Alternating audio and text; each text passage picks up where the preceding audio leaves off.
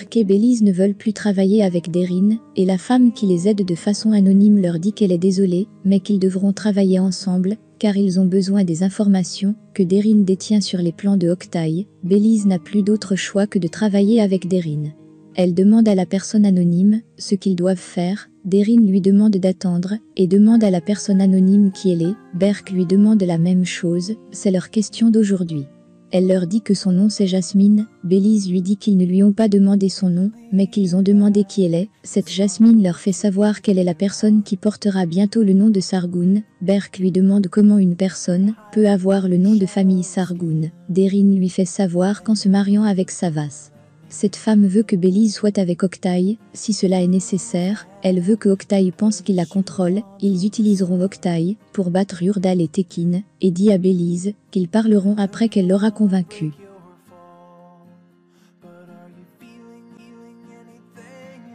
Tekin est sur les nerfs. Depuis qu'ils ont découvert que le coffre a été volé, ils ne savent pas qui a fait ça. Yurdal lui dit qu'ils ne peuvent rien faire directement, qu'ils vont les poursuivre en premier, donc que ceux qui ont volé le coffre les poursuivront en premier.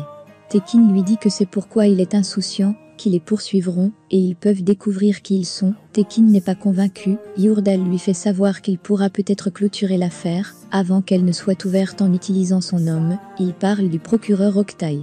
Yurdal lui a aussi dit que Octaï est la définition du diable, et que si cette affaire va au tribunal, il le découvrira de toute façon.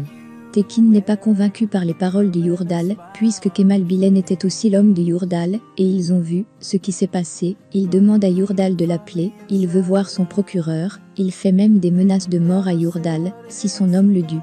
Riza est à la porte, il a tout entendu.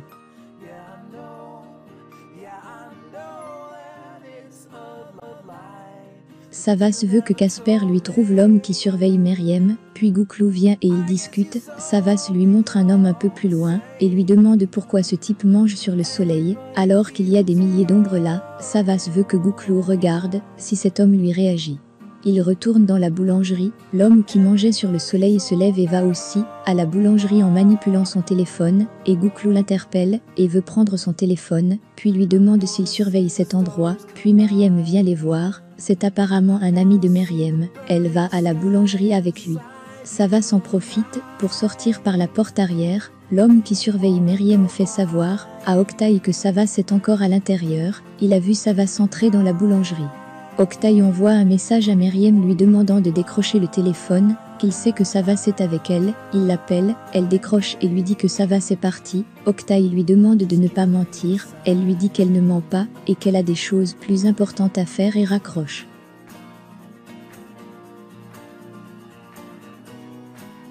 Gouklou va rejoindre Savas, le type qui l'a piégé n'est pas l'homme qu'il recherche, Savas voulait s'en assurer. Gouklou lui dit que l'autre homme a appelé Meriem et l'a menacé. Savas lui fait savoir que c'était ce qu'il voulait et qu'ils trouveront le vrai maintenant. Il cherche l'homme qui surveille Meriem. Gouklou lui demande ce qu'ils feront. Savas lui dit que cet homme n'a pas vu comment il est sorti de la boulangerie, donc il ne peut pas voir la boulangerie sous tous les angles. Cet homme doit être à l'intérieur d'une maison, puis Savas aperçoit un bâtiment où cet homme pourrait se trouver. Octaï est venu voir Tekin, il discute et Yurdal lui dit plus loin qu'il a dit qu'il a vu le maître chanteur et connaît son visage. Octaï lui dit qu'il ne se rappelle pas, puis Yurdal lui demande s'il peut le trouver. Octaï lui dit qu'ils sont si loin, si bons, et qu'il ne pense pas qu'il fera une erreur à partir de maintenant, et que si seulement ils savaient ce qu'ils ont pris dans le coffre. Tekin lui demande d'attendre. Yurdal parlait d'un maître chanteur et Octaï parle comme s'il y en avait plusieurs. Il veut savoir comment ils sont devenus plusieurs. Yurdal n'avait pas remarqué ce détail quand Octaï parlait. Octaï leur fait savoir qu'une seule personne ne pouvait probablement pas leur prendre leurs clés à tous les deux au même moment.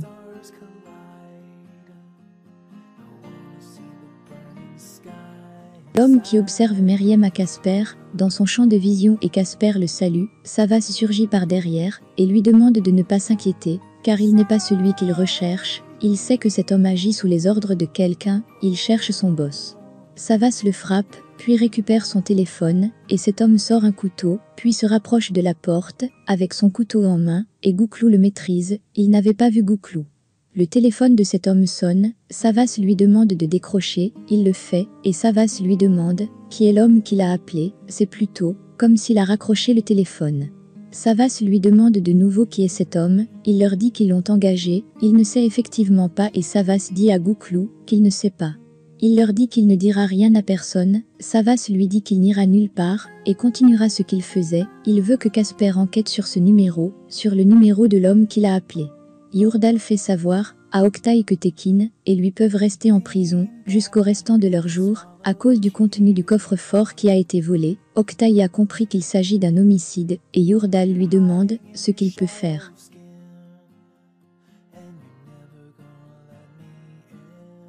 Octaï lui dit qu'ils doivent aller au tribunal et Yurdal lui dit qu'il demande s'il y a un moyen pour ne pas aller au tribunal.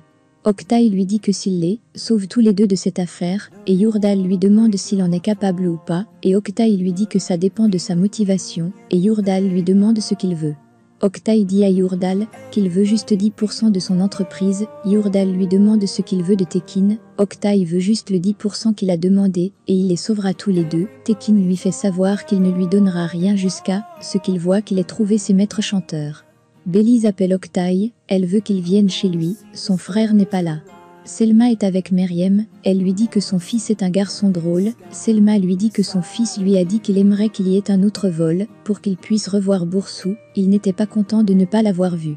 Selma lui fait savoir que les enfants ne cachent jamais leurs émotions, qu'on peut voir ce qu'il y a à l'intérieur de leur cœur. Meriem lui demande si elle la critique, Selma lui dit que Savas est plus honnête qu'elle a dit qu'ils ne se rencontreraient plus jamais, mais il est venu là près de 10 fois.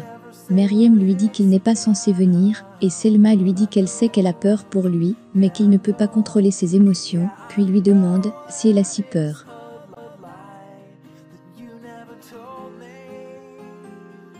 Meriem lui dit qu'elle ne le connaît pas, elle parle de Octaï, donc que Selma ne connaît pas Octaï, mais elle ne lui dit pas qu'elle parle de Octaï, qu'il est un homme très mauvais, qu'elle a peur pour eux tous. Elle dit à Selma que son monde est couvert de ténèbres, et lui demande comment elle peut lui demander d'entrer, donc comment elle peut demander à Savas d'entrer. Selma lui dit que peut-être qu'il l'illuminera, qu'il l'éclairera. Meriem lui dit qu'il l'a déjà fait, mais qu'il devrait partir avant qu'elle ne s'habitue à cette lumière. Meriem sort pour récupérer l'argent qu'on lui a laissé sur la table. Selma lui donne un bisou, elle est très contente. Depuis que Meriem lui a dit ça, elle sait que Meriem est amoureuse. Octaï appelle de nouveau Meriem et lui demande de faire sortir Savas de là. Il pense qu'elle est avec Savas, c'est un plan de Savas. Meriem lui dit qu'il n'y a personne. Octaï ne la croit pas et veut venir chez elle. Elle lui demande donc de venir.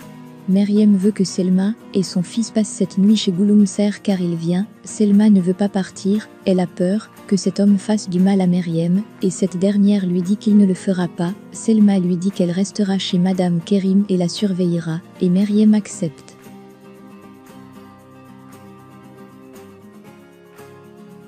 Elle fait savoir à Selma qu'elle a dit à Savas qu'elle mettra la moitié de ses revenus sur son compte. Selma veut qu'elle collecte tout l'argent et lui donne toute une fois. Meriem refuse et lui dit qu'elle ne sera pas en paix, que peut-être qu'ils mourront demain, qui sait. Naz est en train de faire la cuisine, Touline l'appelle, elle a fait les courses, Naz veut qu'elle rentre à la maison, place ce qu'elle a acheté sur le lit, puis prend des photos et les lui envoie. Touline lui a aussi acheté quelques trucs, elle veut que Naz vienne voir ce qu'elle lui a acheté, elle lui manque beaucoup. Puis on frappe à la porte, c'est Berk. Il a apporté le dîner. Octaï est chez Bélise, ils discutent et Octaï lui demande plus loin ce qui ne va pas entre elles, Yurdal et sa famille. Elle comprend qu'il ne sait pas ce qui se trouvait dans le coffre de Yurdal. Elle lui fait savoir que le contenu du coffre lui appartient et appartient aussi à Berk, mais c'est lié à Yurdal. Elle met donc la vidéo que contenait le coffre et Octaï la regarde. Meriem dépose la moitié de ses revenus d'aujourd'hui sur le compte de Savas, ce dernier l'observe, puis Gouklou l'appelle et lui demande s'il s'est passé quelque chose. Savas lui fait savoir que non, puis lui dit qu'ils sont de très mauvaises personnes. Il a reçu la notification du dépôt que Meriem vient d'effectuer sur son compte. Gouklou lui demande qui, puisqu'il dit qu'ils sont de mauvaises personnes. Savas lui répond les gens qui vivent sur la terre, mais que Meriem est si différente.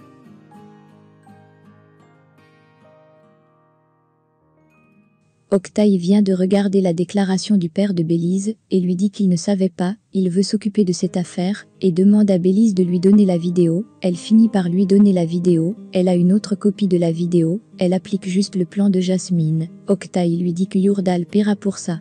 Naz est en train de manger avec Berk, elle lui parle un peu de ses frères et lui dit plus loin que son grand frère ne parle plus à son père, et a même quitté l'entreprise. Le procès de Yurdal est pour bientôt. Elle dit à Berk que peut-être qu'il est nerveux à cause de ça, peut-être qu'il finira en prison, peut-être que ce sont ses derniers jours.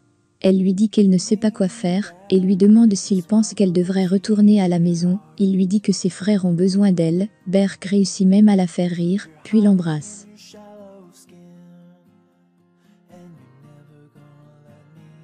Naz récupère les bols avec lesquels il mangeait, elle l'a un peu repoussé. Berk lui dit qu'il est désolé, qu'il ne voulait pas la rendre nerveuse, mais qu'il ne peut pas lui résister. Elle lui dit qu'il lui plaît beaucoup, mais elle est juste nerveuse, elle ne sait pas pourquoi.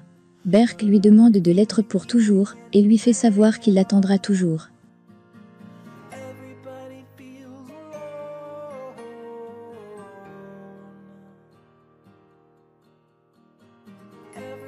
Savas montre le message que Meryem lui a envoyé à Gouklou. Elle a prévenu Savas après avoir déposé l'argent sur son compte. Gouklou lui dit que sa mère avait raison de l'aimer, puis rend le téléphone à Savas.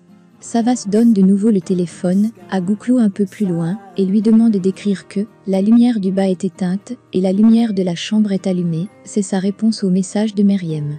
Leur prisonnier leur dit qu'il voudra des photos, il a décidé de les aider, il apprécie aussi Meryem, il leur dit qu'ils doivent lui envoyer des photos pour le prouver, ils veulent prendre une photo de Savas chez Meryem et l'envoyer à Oktay, ils ne savent pas que c'est Oktay qui a engagé l'homme qui surveillait Meryem. Ils ont fait des recherches sur le numéro qu'Oktay utilise pour communiquer avec cet homme, mais n'ont rien trouvé pouvant les rapprocher de Oktay.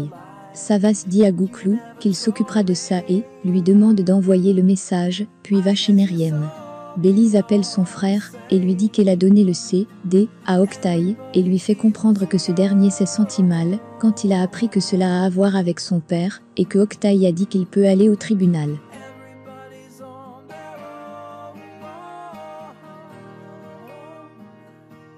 Berk lui fait comprendre qu'elle ne doit pas le croire, elle lui dit qu'elle sait, qu'elle ne l'a pas cru. Berk lui fait savoir que s'il était vraiment amoureux d'elle, alors il ne la laisserait pas seule. Il demande à sa sœur de ne pas se laisser berner aussi facilement, qu'il la rendrait heureuse s'il l'aimait, qu'il trouverait un moyen pour la rendre heureuse.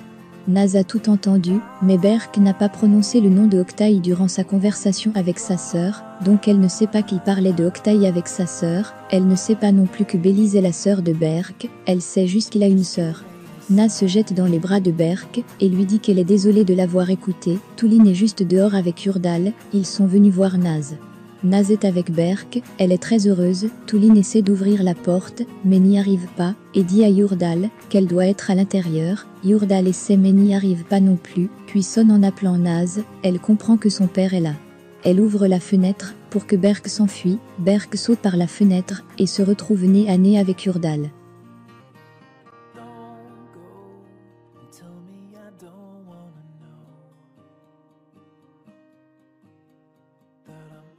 Savas s'introduit chez Meryem et Gouklou prend donc une photo de lui et l'envoie à Oktay, qui se rend chez Meryem. Savas est dans la chambre de Meryem, il voit les photos de Meryem. Meryem est dans une autre chambre, elle a retrouvé l'une de ses poupées d'enfance dans une boîte, cette poupée s'appelle Gounès. Elle parle à la poupée, elle lui demande si elle la reconnaît, qu'elles avaient l'habitude de discuter tout le temps, et lui demande si elle s'en souvient. Elle avait l'habitude de parler à cette poupée et la poupée l'écoutait et ne le disait à personne. Elle lui dit qu'elle ne sait pas quoi faire maintenant et que peut-être qu'elle peut l'écouter. Elle fait savoir à sa poupée qu'il y a des secrets entre Savas et elle, des choses qu'elle ne peut pas lui dire, donc qu'elle ne peut pas dire à Savas car c'est très dangereux et elle ne peut pas le mettre en danger. Savas est en train de l'observer et entend ce qu'elle dit. Meryem dit à sa poupée qu'elle ne peut pas avancer s'il se blesse, donc qu'elle ne peut pas avancer s'il arrive malheur à Savas, et dit à sa poupée qu'elle l'aime, qu'elle est amoureuse de Savas. Ce dernier a tout entendu. Puis Savas va près de Meryem et l'embrasse.